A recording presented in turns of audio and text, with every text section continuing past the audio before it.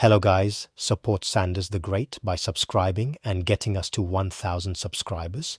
We truly appreciate the support. The multi-million dollar watch flex isn't just a celebration, it is a direct financial war declaration that has sent panic through the highest levels of the NFL front office.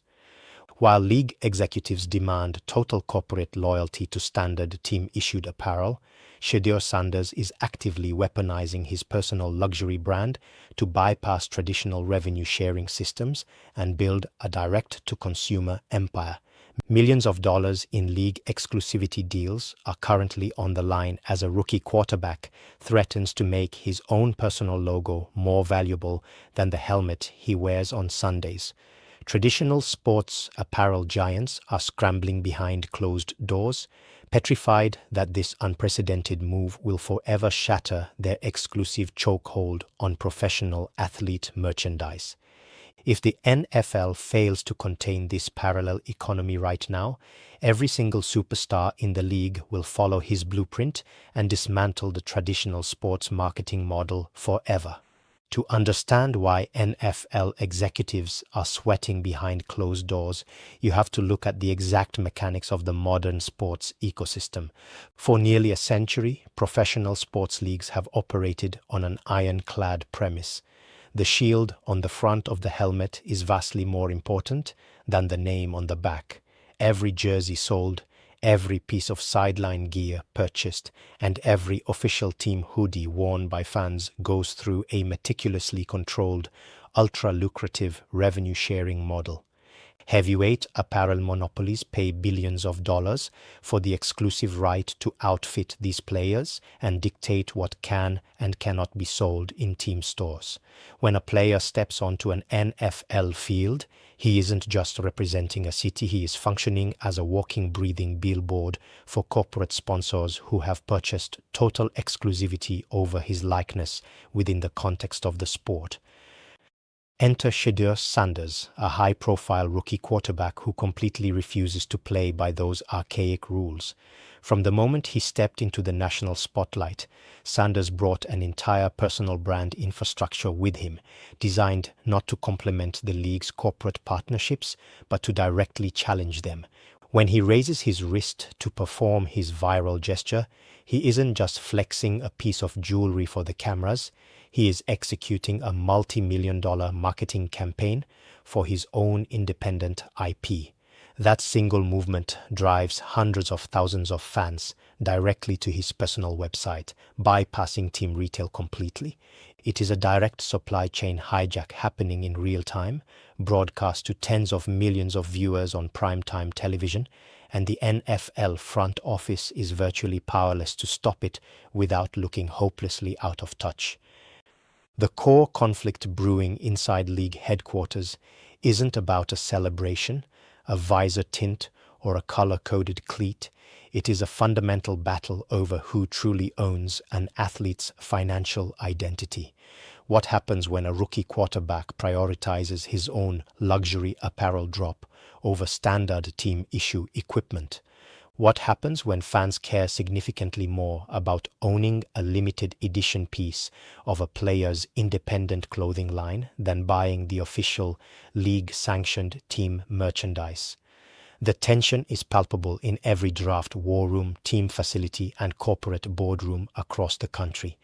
NFL executives are accustomed to dealing with outspoken players, but they have never had to deal with an athlete who operates a parallel retail ecosystem capable of rivaling their own licensed distributors. The financial stakes here are astronomical.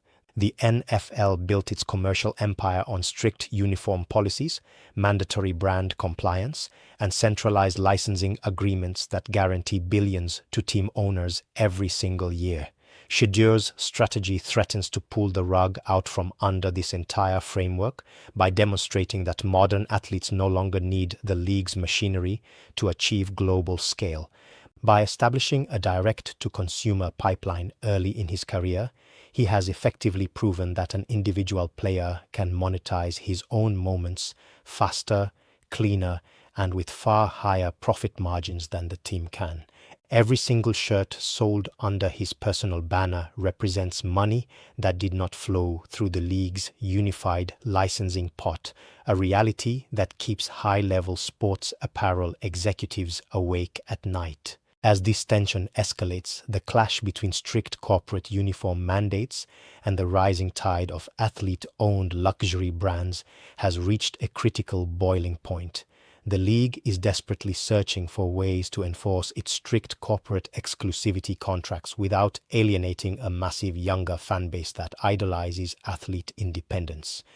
Meanwhile, Sanders continues to lean heavily into his self-made identity, treating every stadium entrance, press conference, and pre-game warm-up as a high-fashion runway for his independent business.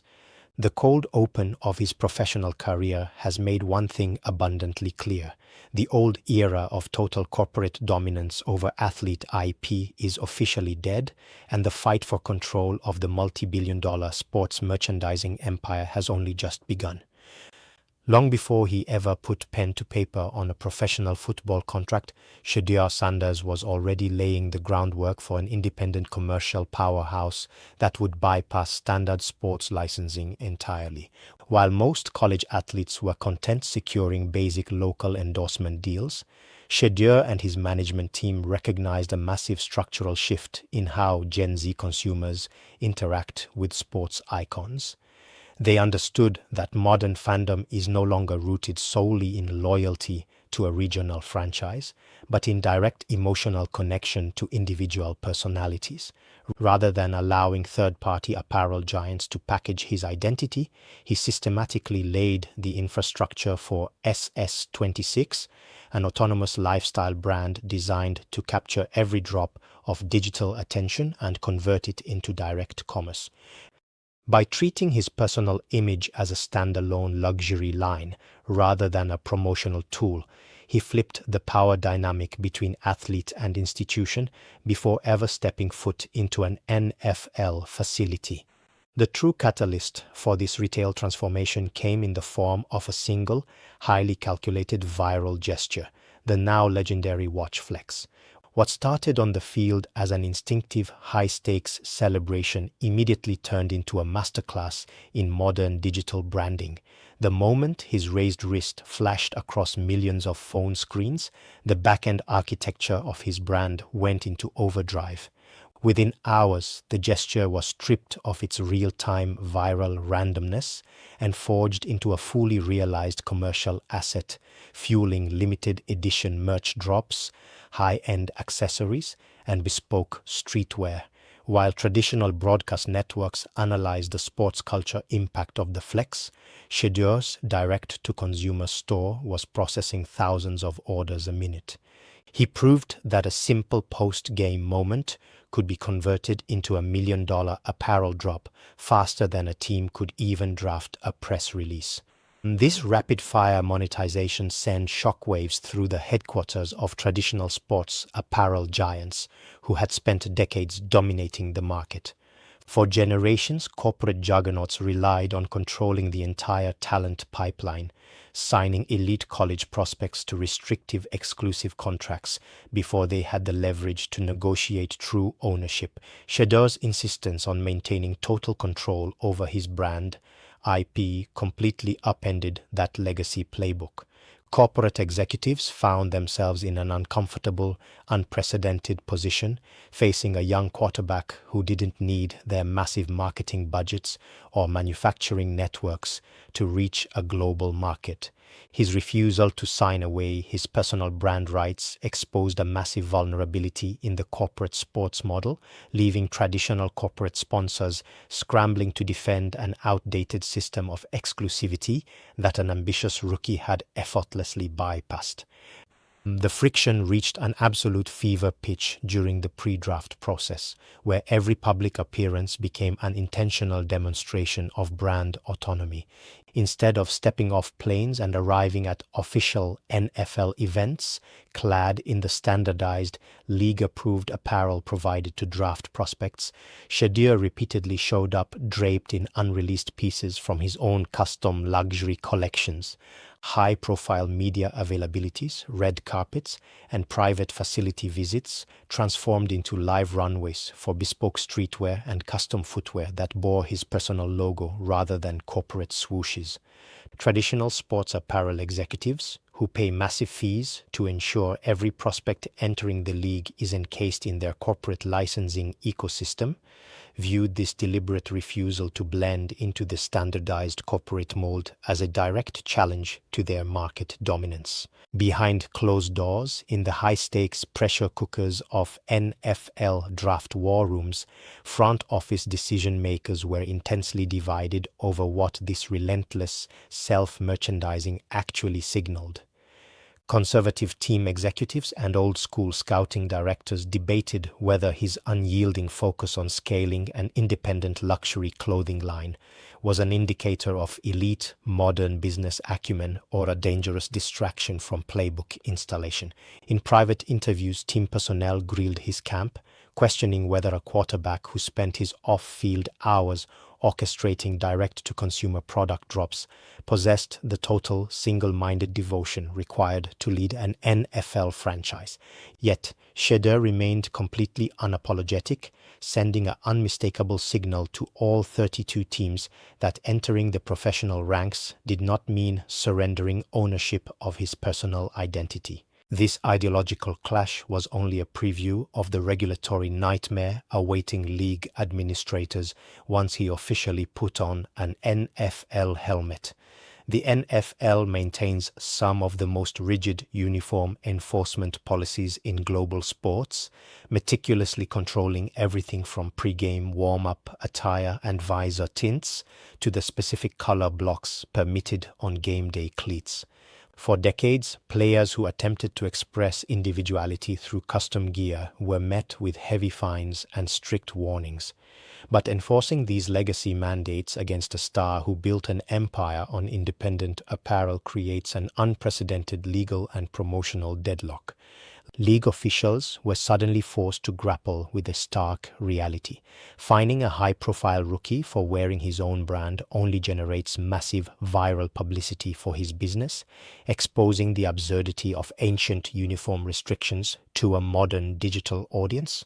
The fundamental reason Shedeur's strategy keeps executive suites in a constant state of panic comes down to basic, unrelenting corporate math. Direct-to-consumer pipelines completely obliterate traditional licensing profit margins. In the standard NFL revenue-sharing model, player merchandise sales are funneled through a centralized licensing entity before being distributed across 32 franchises.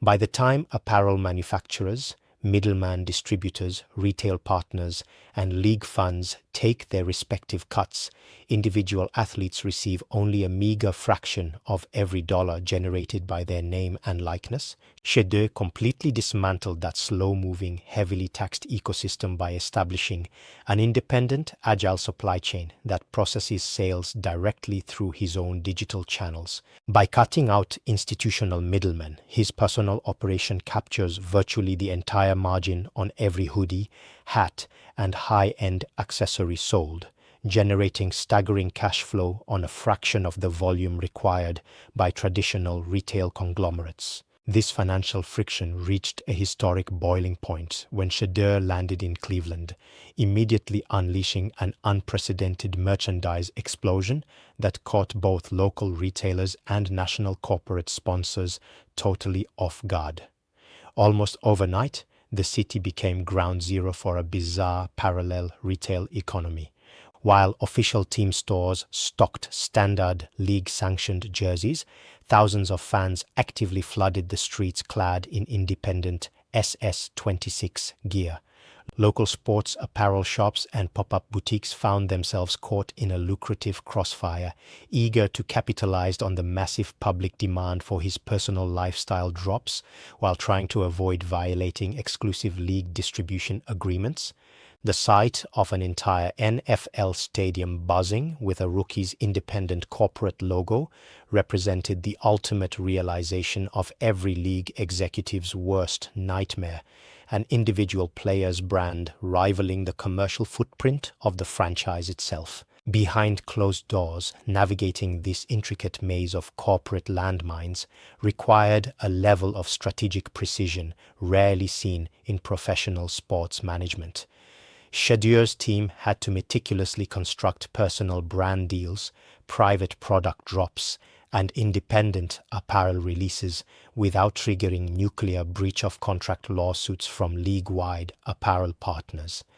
Every piece of clothing released had to carefully walk the line between capturing the energy of his team affiliation and strictly avoiding the use of trademarked team logos or official league intellectual property.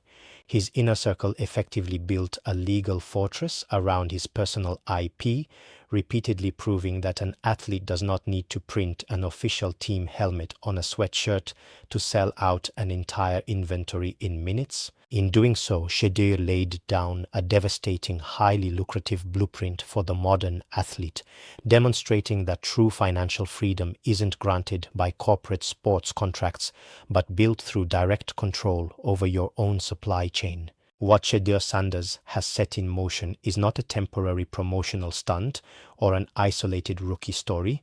It is the opening chapter of a permanent structural shift in how professional sports leagues operate. As a younger generation of athletes enters the professional ranks, they are no longer arriving as blank slates waiting to be formatted by corporate sports machinery. They are entering draft boards as fully operational, digitally fluent media companies with pre-established fashion labels, direct-to-consumer distribution channels, and fiercely loyal global audiences. The old paradigm, where a league grants an athlete a platform in exchange for total commercial compliance, is collapsing under the weight of digital sovereignty. Shedeur has effectively handed every elite prospect entering the pipeline a proven blueprint, demonstrating that an individual's personal enterprise can be built, scaled, and protected completely independent of traditional corporate gatekeepers. This seismic shift forces professional sports leagues into an unprecedented high-stakes identity crisis regarding team versus player branding. Front offices and league licensing directors are standing at a critical fork in the road. They must either adapt to co-branding models with star players or prepare for endless institutional friction as superstar athletes amass personal financial power that rivals individual team valuations. Traditional corporate exclusivity contracts become increasingly unenforceable without sparking major labor conflicts. Leaning into harsh fines and legal threats will only isolate younger fans who view strict uniform rules as defensive corporate posturing. The future will inevitably push leagues toward hybrid revenue models, where corporate apparel giants are forced to share retail shelf space with a player's independent intellectual property or risk losing direct access to the most marketable talent on the planet. Ultimately, Shedeur Sanders has rewritten the rules of modern sports marketing by proving a radical, highly uncomfortable truth to the NFL executive suite. A quarterback's personal logo can become just as valuable, culturally relevant, and financially lucrative as the helmet logo he wears on Sundays. The traditional sports empire was built on the idea that the team shield was supreme, but the direct-to-consumer revolution has given the individual athlete the ultimate leverage, direct ownership of their own narrative and supply chain. As league administrators frantically attempt to adjust their rulebooks to contain this parallel retail economy, the precedent has already been permanently set. Shedeur didn't just build a successful clothing brand, he proved that the modern athlete no longer needs permission from corporate sports executives to build a global empire.